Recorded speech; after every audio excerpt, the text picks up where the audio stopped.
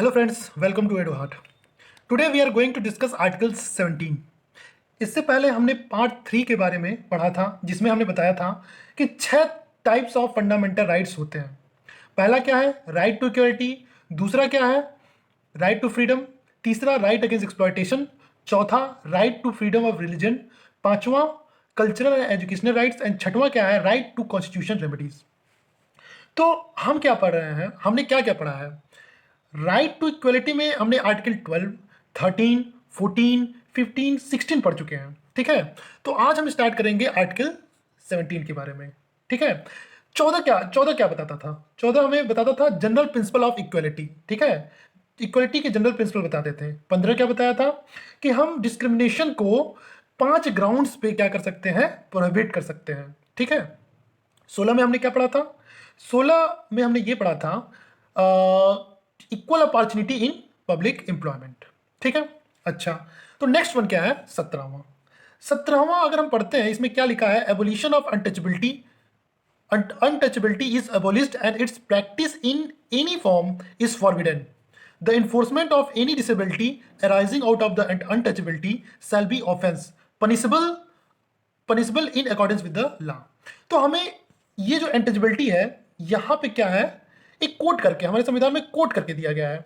यानी अनटचेबिलिटी का हम कोई भी लिटरल मीनिंग नहीं निकालेंगे, लिटरल या ग्रामेटिकल कोई मीनिंग नहीं निकालेंगे, क्योंकि अगर वैसे देखने जाए तो अनटचेबिलिटी का कई मतलब होते हैं। जैसे untouchability in the sense of disease के फॉर्म में भी हो सकती है। जैसे अभी कोरोना डिजीज चल रही है, ठीक है, तो आपस में लोग क्या है, एक दूसरे को छू नहीं सकते हैं, तो अनटचेबल्स हैं।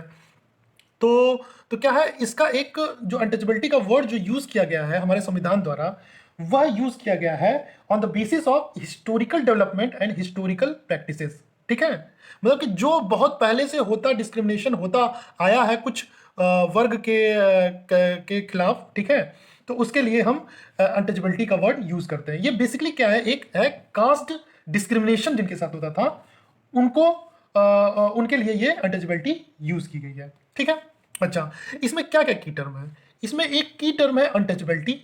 ठीक है, यहां पे हम फोकस करना है, अनटचेबिलिटी पे फोकस करना है। ठीक है, और दूसरा टर्म है untouchability shall be an offence punishable in accordance with the law.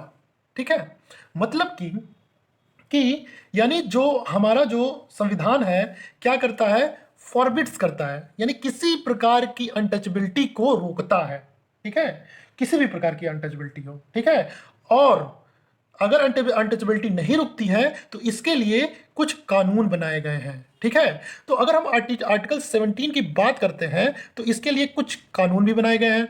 वो कानून कहाँ बनाए गए हैं? वो बनाए गए हैं आर्टिकल 35 में। ठीक है, आर्टिकल 35 में ये पार्लियामेंट को पावर दिया गया है, तो वह कुछ ऐसे लॉ बना सकते हैं जो मतलब कि इस प्रैक्टिस को रोक सके। ओके, तो कुछ ऐसे कानून बनाए गए हैं। देखिए, कभी कभी ये होता है कि जैसे कि क्या स्लेवरी, कभी कभी हम कंपेयर करते हैं अनटचेबिलिटी को स्लेवरी से, लेकिन ये कंपैरिजन करना गलत होगा, क्योंकि स्लेवरी जो है, जो हमारे जो स्लेवरी है, स्लेवरी का कंसेप्ट जो है वो बहुत ही पुराना है। अगर हम देखेंगे, स्लेवरी जो है वो बहुत पुराना कंसेप्ट है। स्लेवरी आई थी, बेसिकली क्या आई थी? 1650 से 1860 के बीच में। ठीक है, पहले क्या किया जाता था कि अफ्रीका से मेनली क्या करते थे, यूरोपियन जो कंट्रीज थी वो स्लेवरी को, मतलब कि वहाँ पे स्लेवरी ज़्यादा देखा जाता था। ठीक है, बेसिकली शुरुआत पुर्तगीज ने की थी। वो क्या करते थे कि भर भर के जो अफ्रीका से जो स्लेव ट्रेडिंग करते थे, कहाँ पे? साउथ अमेरिका में। ठीक है, क्योंकि साउथ अमेरिका में क्या होता था कि जैसे खेती की जाती थी, मतलब कि कैश क्रॉप्स हैं या कॉमर्शियल क्रॉप्स वगैरह ज़्यादा बोए जाते थे, जैसे हुआ टोबैको हुआ, कॉफ़ी हुआ, कॉटन हुआ, शुगर हुआ। तो क्या करते थे कि उस समय क्या कहते, जो यूरोपियन जो कंट्रीज़ हैं वो स्लेव ट्रेडिंग करती थी। ठीक है, अमेरिका में अगर आप देखेंगे तो 18th century even 19th century तक क्या ये स्लेव ट्रेडिंग रही। ठीक है, बाद में क्या हुआ कि अमेरिका में इमेंसिपेशन, एक कानून आया था, इमेंसिपेशन प्रोक्लेमेशन। ठीक है, प्रोक्लेमेशन प्रोक्लेमेशन अब्राहम लिंकन के द्वारा लाया गया था 1 जनवरी 1863 में। ठीक है, उन्होंने उस समय क्या कहा था कि मतलब कि उन्होंने पूरी तरह से स्लेवरी खत्म कर दी थी अमेरिका में, लेकिन ऐसा हो नहीं पाया।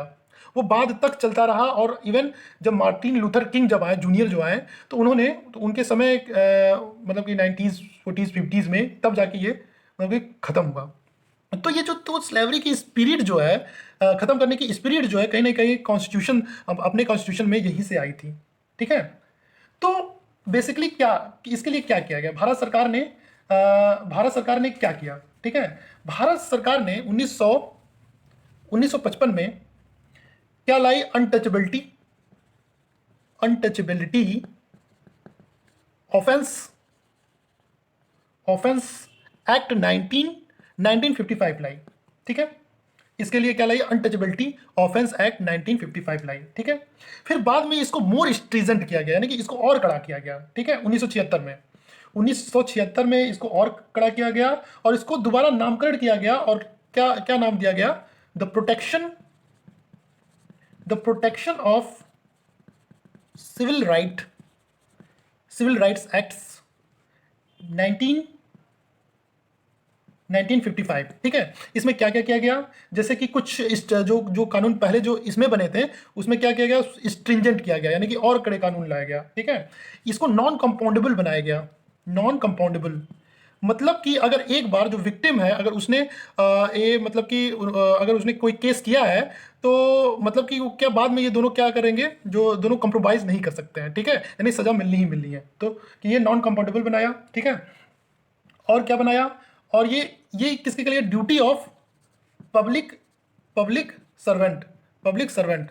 ठीक है। मतलब कि जो कोई पब्लिक सर्वेंट होगा, ठीक है, अगर उसके पास अगर जाएगा, जो पीड़ित है वो जाएगा, तो ये उसकी ड्यूटी बनती है कि वह उसको उसको मतलब कि न्याय दिलाए ही दिलाए। अगर वो न्याय नहीं दिलाता है, तो खुद उसके खिलाफ एक तरह से एक ऑफेंस हो जाएगा, जो पब्लिक सर्वेंट है। ठीक है।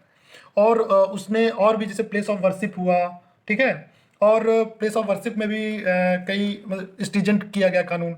और स्टेट गवर्नमेंट को पावर दिए गए कि मतलब कि आप कुछ ऐसे फाइन्स वगैरह लगा सकते हो या कानून बना सकते हो उसको रोकने के लिए।